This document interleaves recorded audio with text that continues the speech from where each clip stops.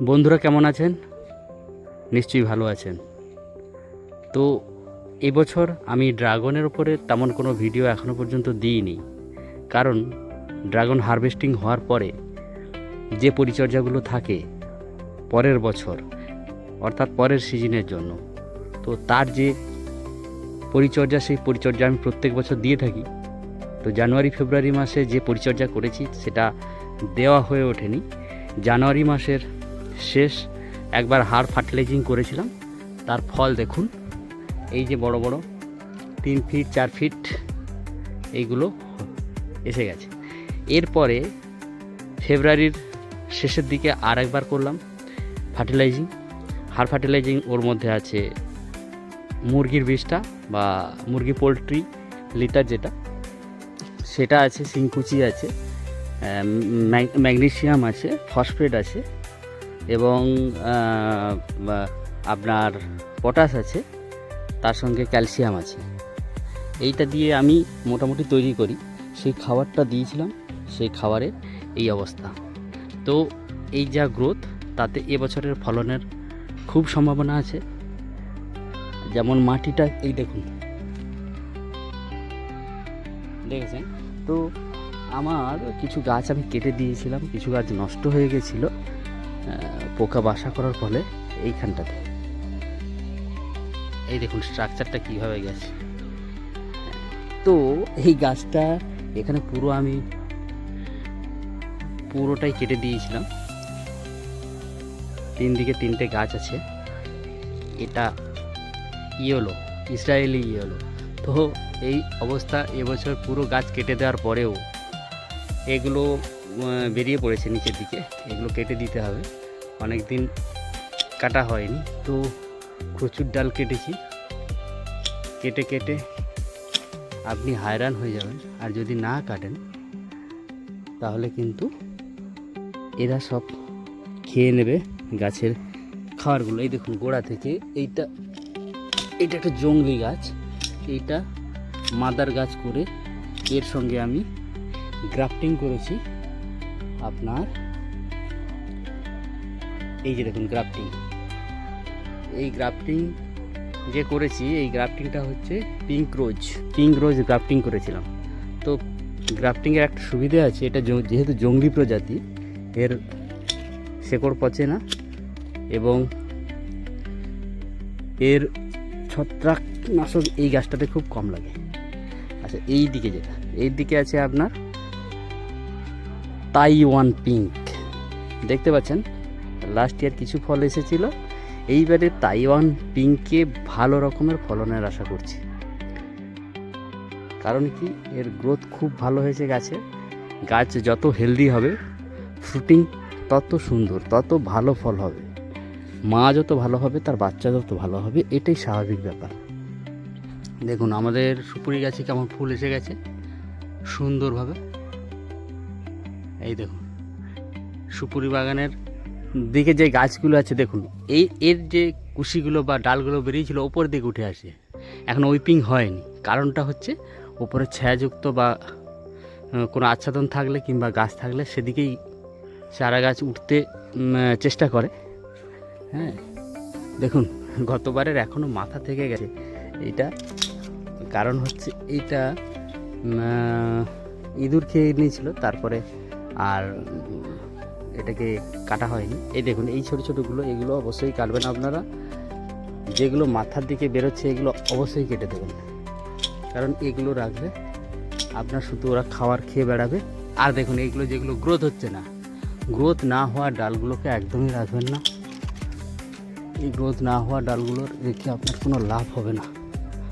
এই যে দেখুন, আর একটা জিনিস খেয়াল করবেন, এই যে মোটা মোটা হয়ে আছে, এগুলোতে কোনো দিন ফুল ফল হবে না। এটা যেখানেই হোক না কেন, হয় এখানে হোক অথবা কোনো উপরের দিকে হোক। উপরের দিকে আপনাকে কোথায় দেখাবো আপনাদেরকে, উপরের দিকে এরকম মোটা মোটা ডাল হয়েছে কোথাও কোথাও, সেগুলোতে কিন্তু কোথাও কোনো দিন আপনি ফল পাবেন না। তো যার ফলে দেখতে পাচ্ছেন এখন উপরের দিকে, এগুলো অবশ্যই প্রথমে কেটে দেবেন। প্রত্যেক দিন আপনার পরিচর্যার প্রয়োজন আছে। এই যে একটা, যারা বলে ড্রাগন গাছে কোনো কিছু করতে হয় না, এমনি এমনি ফল হয়, হয় তাদের কাছে কোনোদিন ফল হয়নি, তারা ভুলভাল কথাবার্তা বলছে,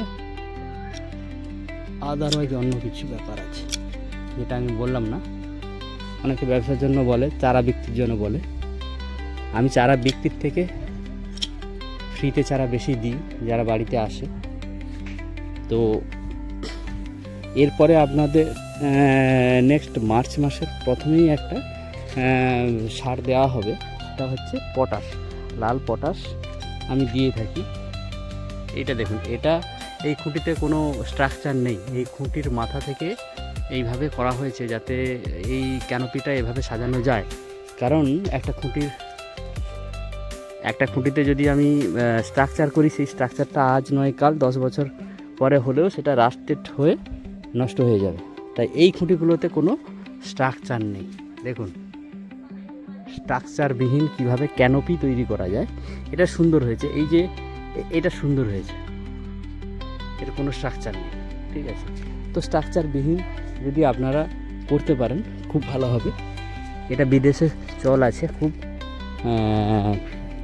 ভিয়েতনামে খুব এই ধরনের চল আছে, কারণ তারা সাধারণত কৃষি নিয়ে গবেষণা বেশি করে আমাদের থেকে, এবং সুপারফুড তাদের দেশে সব থেকে বেশি তো হয়। আর আমাদের দেশে আমরা চেষ্টা করছি, কিন্তু আমাদের প্রাইমারি লেভেলে বা আমাদের ছোটোবেলা থেকে চাষবাস নিয়ে তেমন পড়াশুনোর কোনো সুযোগ নেই। যা সুযোগ, এটা দেখুন এই দিক দিয়ে বেরিয়ে চলে এসছে, তো যা সুযোগ সেটা হচ্ছে আমাদের নিজস্ব যে চেষ্টাতে যেটা করি সেটাই। আমার মনে হয় ছোট ছোট বাচ্চাদেরকে স্কুল লেভেল থেকে যদি চাষবাসের উপরে কিছুটা ধ্যান ধারণা দেওয়া যায়, আজকের বেকারত্বের জ্বালা তাদের আর থাকবে না। তারা নিজেরাই নিজেদের জন্য কিছু না কিছু করতে পারবে। আমার এমনও বন্ধুবান্ধব আছে যারা ছাদে, কেবলমাত্র ছাদে চাষ করে তার নিজের বাড়ির যে সবজি লাগে তার 50% সেখান থেকে পেয়ে যায়, যেটা একদম অর্গানিক পদ্ধতিতে। তো যার ফলে আপনারা চেষ্টা করবেন যাতে করে নিজেদের বাড়িতে কিছুটা অংশ সবজি দিতে। আমাদের সবজি বাগানটা আজকে দেখালাম না, তো মোটামুটি পরিচর্যা চলছে, সবসময় চলবে, কারণ পরিচর্যাবিহীন কোনো দিন কোনো কিছুই সফল হয় না। আর কষ্ট করতে হয়, কষ্টটা অন্তত সাফল্যের পেছনে থাকে, কারণ সাফল্যটা সামনে থাকে।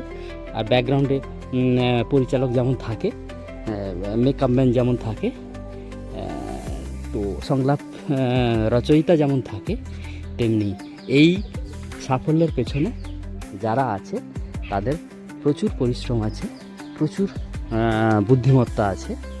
শুধু শুধু হাড় খাটুনি দিয়েও লাভ নেই, তাতে অনেক বুদ্ধি করেও করতে হয়। তো বন্ধুরা, আজকের এই পর্যন্ত। এর পরের ভিডিওতে আমি দেখাবো যে লাস্ট ফার্টিলাইজিং এবং কুঁড়ি আসা, একদম কুঁড়ি এসে যাবে মার্চের মোটামুটি 15-20 তারিখের মধ্যে কুঁড়ি এনে ফেলার আমি চেষ্টা করব। তো স্বাভাবিকভাবেই একটা বড় বৃষ্টি হয়, প্রাকৃতিক বৃষ্টি, আর তারপরেই ফুলটা আসে। আবার অনেকে আর্টিফিশিয়াল বৃষ্টি করেও অনেক আগে ফুল নিয়ে চলে আসে। যেমন আমার গতবারে একটা রোতে আমি করেছিলাম, সেটা 15 দিন আগে ফুল এসেছিলো, একদম মার্চের 5 তারিখের মধ্যে ফুল এসেছিলো। কিন্তু এই বছর শীতটা এখনও হালকা হালকা আছে, তাই এত তাড়াতাড়ি আমার ফুল আনার কোনো অভিপ্রায় নেই। তো বন্ধুরা, আপনাদের কীভাবে আমি সাহায্য করতে পারি কমেন্টে জানালে আমি তাহলে সেইভাবে একটা ভিডিও করার চেষ্টা করব। নমস্কার।